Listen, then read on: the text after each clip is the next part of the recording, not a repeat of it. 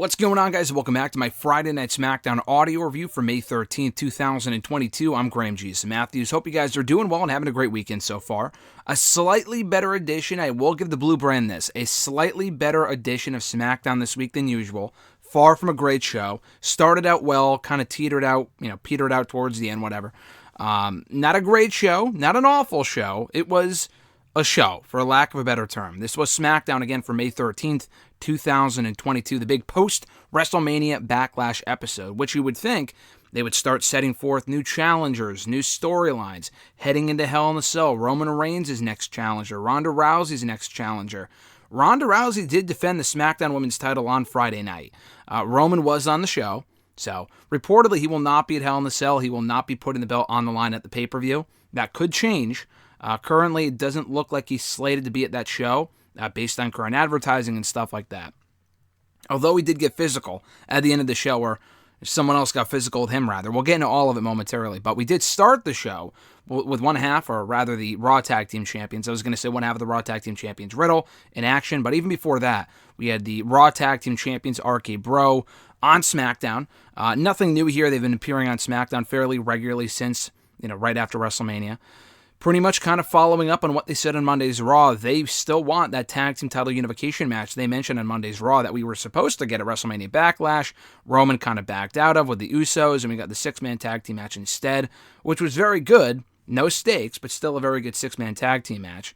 So they were out there and ordered the Bloodline to come out to the ring, only to get Sami Zayn instead, wearing a Bloodline shirt and all, which was amazing. Sami played his role in the segment exceptionally well, leading to Sami and Riddle in an impromptu one-on-one matchup, I believe for the first time ever. Really good match here. I thoroughly enjoyed this. Sami Zayn can go with the best of them. Riddle is great as well, winning with the bro Derek for a change. A very good match and a very good first 30 minutes of the show.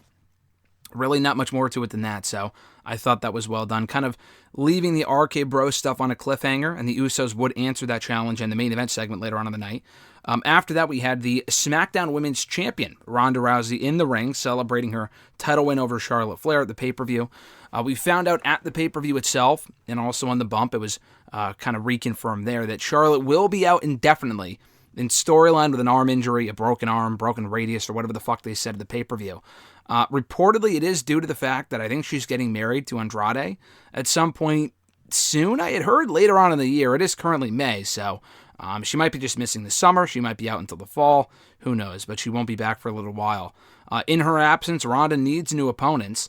I kind of figured we would see Bayley on the show. We did not.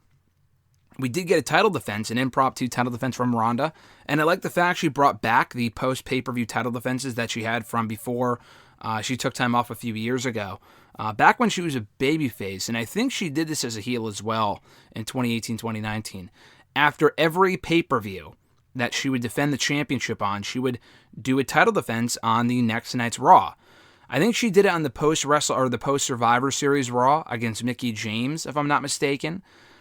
The post-TLC Raw, I don't remember. I remember her facing Bayley on the post-Royal Rumble Raw back in January of 2019. The post-Elimination Chamber Raw, she faced Ruby Riott, so it's a gimmick she's done before. I don't know if she mentioned that here. I might have missed that, but she brought it back on the show. Answering the call, I honestly thought it might have been like a lower-end challenger like, Shotzi or Xia Li. Not that they're bad. Xia Li, or rather Aaliyah, is not that good. Xia Li and Shotzi would be both, in theory, quality opponents for Ronda Rousey. The issue is that Shotzi, for starters, just lost to Ronda in 90 seconds on SmackDown a week or two ago in that Beat the Clock challenge, which was dumb. I mean, it kind of played out exactly as I expected it would, because Shotzi's no threat right now. But someone like Xia Li, who supposedly turned heel, we haven't seen her on SmackDown since, and that was weeks ago. She did not answer the call here, but rather Raquel Rodriguez, the former Raquel Gonzalez from NXT, who has had all of one match on SmackDown so far, answering the open challenge. And the two ended up having a pretty physical, good match. I thought it was solid. I thought it honestly might go 2 or 3 minutes, but I was pleasantly surprised they got 6 or 7. Not a lot of time, but it was better than 2 or 3. Could it have gone longer? Sure. And the hope is that, again, it wasn't the smoothest or prettiest of encounters, but for what it was, I thought it was a nice, hard-hitting affair. It was a nice introduction of Raquel to the main roster audience, kind of showing them what Raquel can do in the ring. and she was protected in defeat. Ronda won with some sort of like a roll-up. I can't describe it exactly, but the way that the pinfall was executed definitely made it look like they were protecting Raquel in defeat, which is great. So I thought that was well done. And the post-match handshakes should hopefully set up Raquel Rodriguez, and they both have R names, so it's confusing. We have Raquel Rodriguez, we have Ronda Rousey, Rhea Ripley. It's fucking confusing. Not to say they should change any of those names. I mean, Raquel Rodriguez was Raquel Gonzalez, to be fair, a few months ago before they brought her up to SmackDown and changed the name. But anyway, it does get confusing. I thought she looked really good here. This was a good performance from Raquel, scoring a lot of offense over Ronda before eating defeat. Would I have given the match away at this point? No. They can always go back to it, obviously. I don't know if I would have had Raquel lose so soon on the main roster. I mean, she literally went undefeated in NXT from the time they brought her back up, or not up, but they kind of re-debuted her on NXT as Raquel Gonzalez 2 years ago in February of 2020. She won unbeaten for literally a year and a half. I don't think she was beaten until Mandy Rose beat her for the NXT Women's title back in October of last year. So she went undefeated one-on-one for like a year and a half, a very long time. And having her lose her second match in, not exactly ideal, but again, if she can drop the dumb, goofy, smiling babyface shit, and I know she smiled a lot when we interviewed her. We had that interview with her a couple of weeks ago here on the channel. She was great. Very nice person, very sweet. I'm sure she is happy to be there, but to me, and I could be wrong, it looks like they're definitely telling her, smile more, be out there and smile. You know, be a babyface female and smile, which to me is so dumb. Rhea Ripley said the same thing in another interview we did with her about a year ago. So it's not a stretch to say the company is instructing her to smile on the show. So I hope she would drop that shit. And she is a better heel anyway than she is a babyface. So hopefully we do see her turn heel soon and feud with Ronda Rousey, either going into the next pay-per-view or beyond that. But like I said, I was expecting Bayley. I was a little disappointed we didn't get her on this show. But just because we didn't get her on this show doesn't mean we won't still see Bayley at some point in the next few weeks on SmackDown. Could she go to Raw? Sure. But Raw has gotten so many women in the last couple of months alone. I think it would be a big blow to SmackDown and not have Bayley on that brand. Ronda needs strong heel challengers. Unfortunately, Sasha's currently a babyface, and I think she really thrives in the heel role. Ronda and Sasha, I mean, people would probably cheer for Sasha anyway, but that's a feud I want to see at some point. But Bayley would make sense. We've never seen Ronda and Bayley as a full-fledged feud, and I think that'd be great as we head into the summer. Madcap Moss was in the ring being interviewed by Kayla Braxton when Happy Corbin attacked him out of nowhere, left him laying with a pretty brutal attack. He left the chair hanging around his neck while Madcap was on the ground, brought in the Andre trophy, almost a trophy, that doesn't sound right, the Andre the Giant Memorial Battle Royal winner trophy, and then dumped it right on the leg of the chair. And I don't know how they gimmicked this to make it look like it didn't hurt, but it looked like he decapitated the guy. Like when they do the concertos, for example, they're clearly not hitting the concerto. They're simply slapping the mat, making it sound like they're hitting the chair. All right, whatever. You're not going to kill the guy anyway. It looked like unless he did and it wouldn't hurt, and I'm just getting something wrong here, the way this was executed looked pretty vicious. And it got a lot of heat on Corbin. People booed him. I was hoping Madcap was out there to say, listen, now that I'm done with Corbin, we got to shed myself of the dumb name, music, whatever. I'm going to be my own man. Either be Riddick Moss or someone, something along those lines. Anything but Madcap Moss, We didn't get that. The vicious heel attack from Corbin was well done, but I ask you this question. Who gives a fuck about this feud? They're really trying with Moss, and I'm glad he wanted the pay-per-view. I was worried that Corbin would win to keep Moss in, chase mode, for example. I'm glad they didn't do that. They're continuing the feud anyway, which is whatever. My hope out of this is that two things. Moss can be repackaged into something that fans can take more seriously. And I was thinking about this earlier, but it would be cool if all these losses for Corbin, losing his partner, getting turned on by him, losing to Drew McIntyre at WrestleMania, his first loss in many months. It would be nice if this is what not made him bum-ass broke Baron Corbin again, which would be great, don't get me wrong, but what kind of makes his character go full circle and become the lone wolf again as he was a few years ago. Now, I know he doesn't have hair, but the old music alone was great. And if you could bring that back, that'd be wonderful. The current theme doesn't bother me for the current character that he's playing, but that original music by Jim Johnston, End of Days or whatever the fuck it's called, is a great fucking song. That was tailor-made for him. Obviously, it was made for him intentionally, but it's such a good actual song. It's not even like a loop song, which is great. Anyway, so the segment was what it was. I really have no desire. I have no desire to see this storyline continue. I really just could not give two fucks about this feud. So it was what it was. And we'll see where it goes. I'm sure they'll set up a rematch. Hopefully not for the next pay-per-view. Hopefully they take the Lashley Omos route and they just do the rematch on TV. Because, I mean, God forbid they put these two inside the cell. Who could possibly give a shit? I mean, again, if Moss is getting over, great. But otherwise, this whole thing is just... I'd rather see them move on. And the issue is that I don't know if they can, because SmackDown just doesn't have a lot of people on it as far as the roster depth goes. But, yeah, just, I really... Even if Moss beats him again, which is good for him, I don't know how much further he can get on this card with that name, though, regardless of how many times he beats fucking Happy Corbin. We had a second women's title match on this show, this one being the WWE Women's Tag Team titles. Sasha Banks and Naomi defending against the duo of Natalya and Shayna Baszler. A quality contest. Again, I don't really care about the women's tag team titles just because no one has really been given a reason to care about the women's tag team titles. To no fault of the talent, it's more so the booking of the titles and the division and lack thereof. I mean, there really is no women's tag team division in this company. We have these two teams, seemingly Doudrop and Nikki Ash, and hopefully whatever incarnation of them we get soon happens soon. But beyond that, we got no fucking teams. And it's just embarrassing. So the match was well wrestled. The babyfaces retained, as they should have. It wasn't exactly decisive. It was kind of along the same lines as the finish to Ronda and Raquel. So that kind of makes me think that we might get a rematch, which is fine. As long as Banks and Naomi win that one as well. There's no real reason to take the belts off of them. Sasha's been making a lot of media appearances lately. Not just media, but like public appearances at Red Sox and doing community service. And she's been bringing the belt everywhere, which is probably more attention that title has gotten, compared to the attention it's gotten from the company for the last 3 years. Really since they were, created 3 years ago. Again, the match was fine. I really don't care about this sort of stuff as far as the matches are good, but there's no division for them to really defend against, so how much can we really care? But it was fine. It was a well-wrestled match. Butch was back in action this week against Kofi Kingston after losing twice to Xavier Woods. This was a competitive match. Good stuff here. Butch won with the bitter end, which I don't know if they called it that or not. I don't remember. He continued acting, like he had fucking rabies out there. The whole character thing is not good.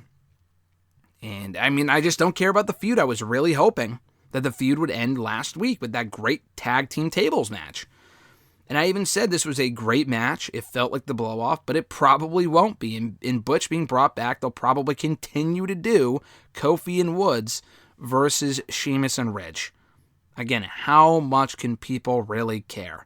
None of this means anything. I'm glad Butch won, and it was a good match. But it's the same shit with the same people every fucking week. I cannot blame Cesaro at all for wanting to leave this company and his contract expiring and taking off because they clearly had no plan. He would have been the third member of this group. If Big E still wasn't around in an alternate universe and they needed a partner, I'm shocked they haven't incorporated Ricochet. That's probably coming too, which, whatever. If it gets Ricochet on the show, more than fine. But, and maybe even leads to Sheamus and Ricochet or Butch and Ricochet, which would be fun, but and they had a great match in NXT years ago, so I'd be all for seeing them run that back. But if Cesaro was around right now, he would probably be the partner for Kofi and Woods. It's a feud that's been going on for 2 months now, and again, I just don't care. I'm sorry. The main event segment really wasn't a match. The Usos out in the ring with Roman Reigns, whose entrance took up half of the fucking segment, which it's always great to see Roman's entrance, and we might not be seeing it consistently moving forward if he takes them off during the summer, so I'll take it whenever we can get it. But Roman pretty much said that on every post-pay-per-view SmackDown, he smashes someone to the pay-per-view, comes out on SmackDown, and asks, what's next? It happens every fucking time. It happened with Goldberg, it happened with Brock Lesnar, he mentioned, it happened with John Cena. And once again, he won at WrestleMania Backlash. What is next for Roman Reigns? He didn't answer that question. We still don't know where Roman Reigns is going. Now, we have a few potential opponents for Cody being one of them. For Roman, going forward, 3 that come to mind off the top of my head are Drew, who was not on the show, oddly enough. Drew, Cody, and I would like to see Bobby challenge for the championship as well. AJ would also be awesome, just given the chemistry we know that he has with Roman. But those 3 are the ones that make the most sense. I know Lashley just lost at the pay-per-view. Hopefully he beats Omos on Monday in the steel cage, which is officially happening, by the way. But, yeah, those are 3 names that come to mind. Roman has not defended the title since he won it at WrestleMania. And if the advertising for the pay-per-view is any indication, and it could always change, then he's not defending it at that pay-per-view either. Now, to close it off on this segment before I go further, RKBro did come out to confront the Bloodline. And they, just basically said, do you accept our challenge or not?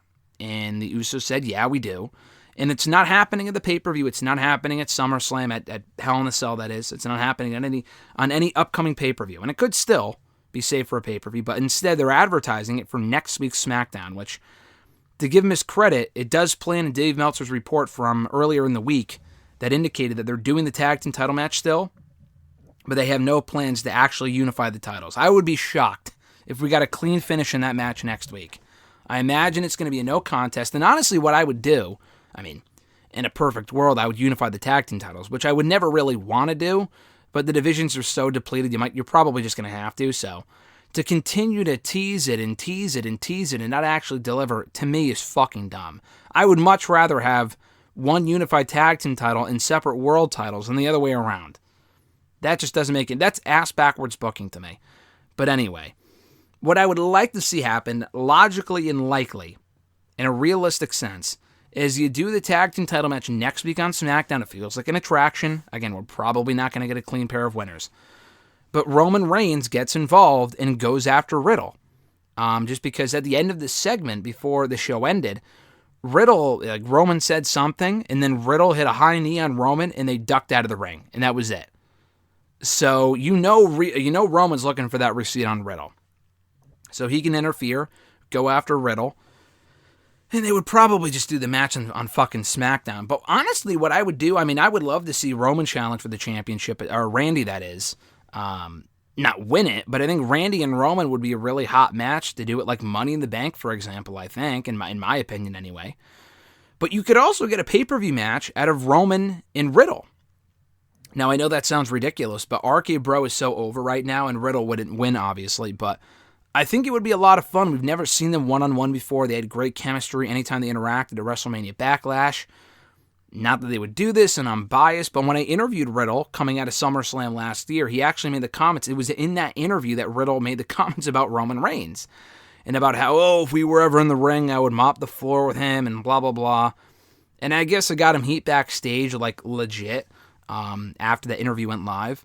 But, yeah, I would love to see a Riddle-Roman match. I think that'd be fucking awesome. I don't know if they would actually do it, and they would probably just... It sounds like Roman might be on SmackDown leading up to the pay-per-view, but not actually be on the show. Which, again, sounds ridiculous. And then in that case, why wouldn't you just do the tag team title unification match at the pay-per-view?